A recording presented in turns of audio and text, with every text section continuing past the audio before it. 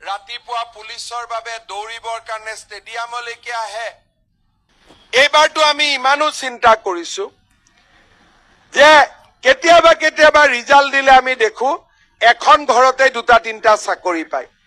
এইবাৰ আমি নতুন চিন্তা কৰি আছো যে এখন ঘৰত দুটা তিনিটা চাকৰি পোৱাৰ পৰিৱৰ্তে যাতে তিনি ঘৰত তিনিটা চাকৰি পায়। এই নতুন চিন্তাটো মই এইবাৰ কৰি আছো যে এখন ঘৰত একেলগে তিনিটা চাকৰি পোৱাকৈ গাঁওখনৰ তিনিখন ঘৰত তিনিটাকৈ চাকৰি পাব। আজি সেই চিন্তাও মই ইতিমধ্যে আৰম্ভ কৰি দিছো। আপোনালোকে চিন্তা কৰক, কোনদিনাখন অসমীয়াই ভাবিছিল যে চাকৰিত টকা নিদিয়াকৈ চাকৰি পাব পাৰি। কংগ্ৰেছৰ দিনত এটা অংগনবাদী চাকৰিৰ কাৰণেও টকা দিবলগীয়া হৈছিল। আজিকালি টিভিত পাব অমুকৰ ল'ৰা বোলে APS হ'ল, ল'ৰাটোৰ দেউতাক মাকে কি কৰে বোলে তামোল পাণ ৰুৱে। অমুকৰ ল'ৰাই বোলে পুলিচৰ চাকৰি পালে, দেউতাকে কি কৰে বোলে চব্জিৰ দোকান দিয়ে।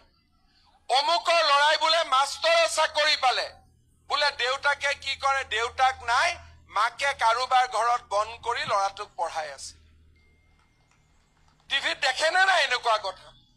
টিভিত ওলাই নে নাই? এই অসমখন আজি আমি ধৰি ৰাখিব লাগিব। এই যে লোকসভাৰ ইলেকশ্যন হ'ব, হয় নৰেন্দ্ৰ মোদীক আমি জিকাব লাগিব, নহলে ৰাহুল গান্ধীক জিকাব লাগিব।